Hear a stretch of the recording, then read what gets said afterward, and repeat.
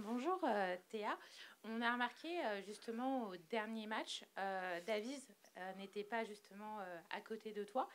Comment tu as su un petit peu t'adapter? Parce que généralement c'est un duo qui marche bien et qui est constant. Et comment tu te prépares au match de demain, et même si on ne sait pas encore la compo, est-ce que tu penses que ce sera le même duo que la dernière fois, ou tu vas retrouver ta coéquipière? Bah, ça, je sais pas. Faut demander à la coach, je vous demanderai après.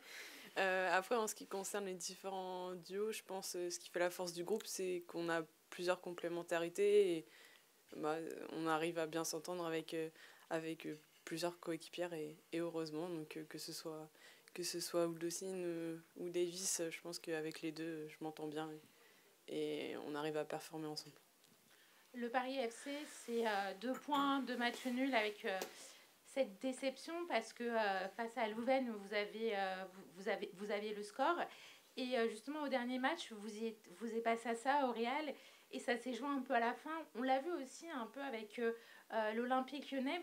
Vous avez la maîtrise du match, et c'est dans les dernières minutes que ça coince un petit peu.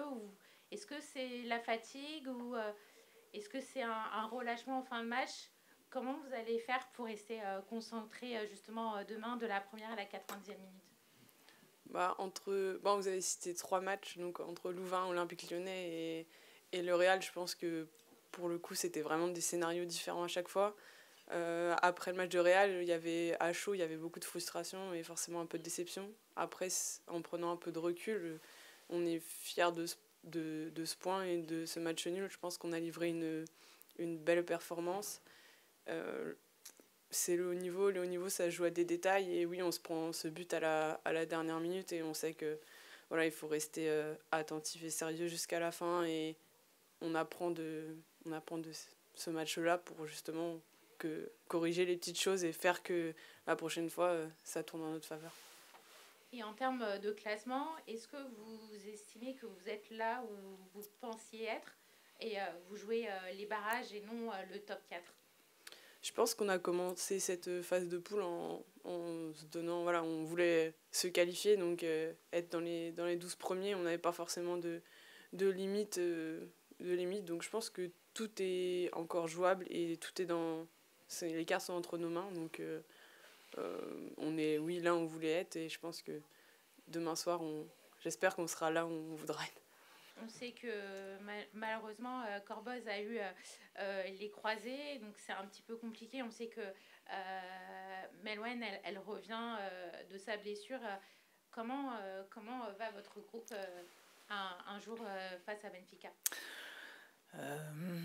Bonjour. Après, on a Daphné pour une grande partie de la saison, si ce n'est toute la saison. Après, concernant mon groupe, à l'heure actuelle, j'ai Jelinska qui s'est blessé il y a 2 jours à l'entraînement. Sinon, toutes les autres sont aptes pour le match contre Benfica. Et en termes d'attaque, est-ce que vous privilégiez plutôt un duo avec Clara, Matteo et Azaro, ou vous allez peut-être en mettre une sur un début de match, et après apporter un peu plus de fraîcheur pour justement toujours avoir ce pressing sur Benfica? Non, pour l'instant, les options, j'ai jamais joué avec deux attaquantes. Je joue avec trois depuis le début de la saison, donc les options, elles sont en fonction de l'adversaire, de ce qu'on voit ou ce qu'on peut utiliser comme problématique ou comme force pour les contrer et essayer de trouver la solution. Après, pour l'instant, j'ai des options différentes avec des profils différents, des qualités différentes, mais voilà, je cherche avant tout à ce que mon équipe soit équilibrée sur le plan d'animation défensive, mais aussi offensive. Donc après, pour l'instant, Clara et Lorena ont souvent et régulièrement joué ensemble, mais elles sont associées à une troisième joueuse. Voilà, Lorena pendant un moment n'a pas joué. Voilà, c'est aussi la forme du moment qui prévaut pour les choix que j'ai à faire. Je dis souvent que c'est celles qui rentrent sur le terrain en fin de match qui font gagner les matchs, ou en tout cas elles permettent à l'équipe d'avoir un peu plus de dynamisme et à mon sens, ce sont elles qui doivent faire basculer les matchs en notre faveur. Donc j'attends quand on débute ou quand on rentre, qu'on soit performant sur le temps où on joue. Et en termes de classement, est-ce que vous êtes vraiment là, même question que j'ai posée un peu plus tôt, est-ce que vous êtes là où vous pensiez être, ou vous espérez quand même avoir eu ce top 4? Non, le top 4, enfin, faut être très conscient. On ne joue pas pour le top 4. On n'a pas une équipe constituée pour jouer de la place 1 à la place 4. Notre objectif, c'était de se qualifier pour cette phase finale. Et de 2, si on y allait, c'était d'espérer d'accrocher les barrages. Donc pour l'instant, c'est vrai qu'on est à peu près là où on voulait être. On a des adversaires, on a eu un tirage très très difficile, donc on a eu des adversaires compliqués. On va jouer encore, là on vient de jouer Real, on a joué Chelsea, on va jouer Barcelone. C'est quand même 3 équipes qui prétendent à être dans le top 4. Donc voilà, c'est dommage qu'on n'ait pas pris 3 points la semaine dernière, mais je dirais que dans l'ensemble on a 2 points, on a encore toutes les cartes en main pour le match de demain et concernant le match d'après. Donc on va déjà jouer celui de demain pour espérer récupérer, en tout cas prendre 3 points et puis voir comment sur les 2 derniers matchs on peut appréhender ces deux oppositions. Mais voilà, l'objectif c'est que tout est focalisé pour qu'on ramène, en tout cas qu'on prenne les 3 points demain. Après Benfica, je pense qu'ils ont aussi autant envie que nous. Donc voilà, il va falloir trouver les leviers et les ressources pour battre cette équipe. Ce week-end, vous n'avez pas joué, c'était la coupe L2FP. Est-ce que c'est un avantage pour vous ou un petit peu un inconvénient de ne pas avoir gardé le rythme, sachant que derrière, vous allez enchaîner un autre match à Charletti? Après, quand on se qualifie pour la Ligue des Champions, c'est un problème de riche. Là, on a l'avantage, c'est que la fédération a permis aux 3 équipes qui jouent la Ligue des Champions de souvent être au repos entre 2 matchs de Ligue des Champions.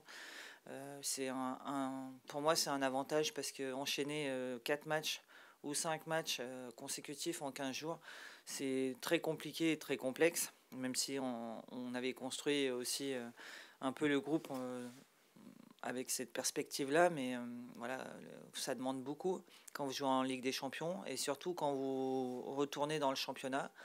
Toutes les équipes sont prêtes à vous faire tomber, et il faut beaucoup d'énergie, notamment mentale. Il faut rapidement se refocaliser sur on va dire sur des objectifs différents de la Ligue des Champions. Et ça demande beaucoup d'énergie, ne serait-ce que de se concentrer, de se préparer et surtout de lutter. Et sur le long terme, je pense qu'on peut perdre des points quand on enchaîne beaucoup de matchs. Là, on a la chance de pouvoir avoir 8 jours pour se préparer. Pour moi, c'est un avantage. Parce que quand on va enchaîner en décembre, championnat, Ligue des Champions, championnat, Ligue des Champions, championnat, c'est très difficile, d'autant plus que certaines joueuses arriveront de semaines internationales. Elles auront peut-être fait 2 matchs. Voilà, donc ça fait 7 matchs en 20 jours, 22 jours. C'est très compliqué. Donc tous les temps où on peut récupérer, pour nous, c'est un certain avantage. Et justement, j'avais parlé le changement. Pourquoi la semaine dernière avoir changé justement votre défense centrale? Est-ce que c'était une façon aussi de un petit peu perturber l'adversaire sur quelque chose que vous avez l'habitude de faire tout au long de la saison, ou c'était pour un peu donner une autre chance à d'autres joueuses, prouver qu'elles peuvent aussi être capables en Ligue des Champions et pouvoir enchaîner les matchs? Toutes les joueuses que j'ai dans mon effectif sont capables de jouer un match de Ligue des Champions. Elles ont été choisies pour ça. Donc après, on fait des choix en fonction de la forme, en fonction des problématiques que nos joueuses peuvent poser à l'adversaire. La paire Davis-Greboval a joué pas mal de matchs depuis ce début de saison, mais les saisons précédentes, Uldocin et Greboval avaient quasiment fait toutes les saisons il y a 2 ans, toute la campagne européenne. C'est des associations qui ont l'habitude de jouer, comme Davis avec Uldocin en fin de saison passée. Après, J'ai des joueuses qui sont complémentaires, j'ai des joueuses qui ont des qualités différentes. Avec, quand j'associe deux joueuses sur la ligne arrière, en tout cas dans la charnière centrale, peut-être que des fois il y a plus de qualité technique et parfois plus de qualité athlétique. C'est aussi fait en fonction de l'adversaire et de ce qu'on recherche. Mais voilà, quelles que soient les joueuses, je pourrais associer aussi Tennyson Sissoko, quelles que soient les 4 joueuses sur la défense centrale. J'ai entière confiance. Après, ce sont des choix et c'est pas forcément parce que une démérite plus que l'autre. C'est à un moment il faut décider. C'est moi qui décide et c'est aussi en fonction de ce que je souhaite ou de ce qu'on peut appréhender face à l'adversaire.